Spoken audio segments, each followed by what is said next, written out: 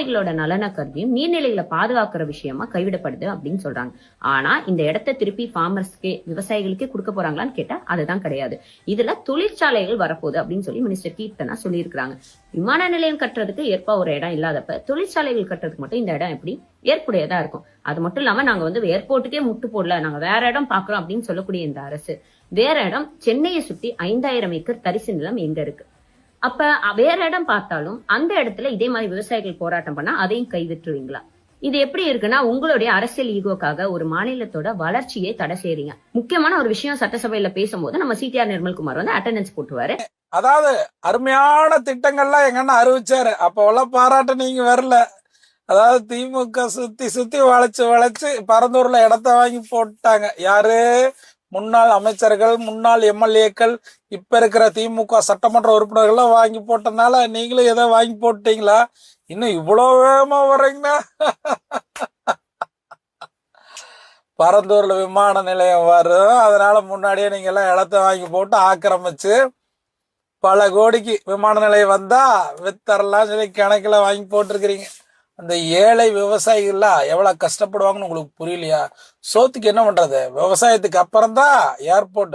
முதல்ல நம்ம சாப்பிடணும் 3 நேரம், புரிஞ்சுங்களா? அப்புறம் ஏர்போர்ட் வந்தா போதும். நாங்க விமான நிலையத்தை எதிர்க்கல.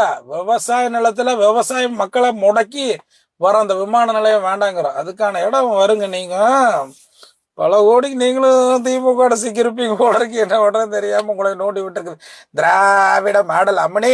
அது நாட்டுக்கே சாபக்கேடு. விவசாயிகளோட நலனை கருதியும் நீர்நிலைகளை பாதுகாக்கிற விஷயமா கைவிடப்படுது அப்படின்னு சொல்றாங்க. ஆனா இந்த இடத்தை திருப்பி ஃபார்மர்ஸ்க்கே விவசாயிகளுக்கே கொடுக்க போறாங்களான்னு கேட்டா அதுதான் கிடையாது.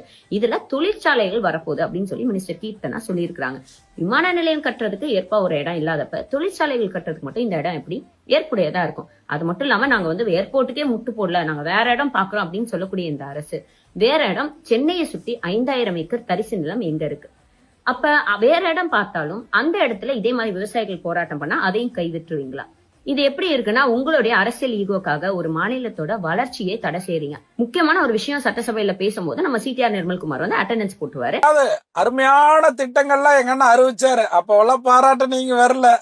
அதாவது திமுக சுத்தி வளைச்சு பரந்தூர்ல இடத்த வாங்கி போட்டாங்க. யாரு? முன்னாள் அமைச்சர்கள், முன்னாள் எம்எல்ஏக்கள், இப்ப இருக்கிற திமுக சட்டமன்ற உறுப்பினர்கள் வாங்கி போட்டதுனால நீங்களும் ஏதோ வாங்கி போட்டீங்களா?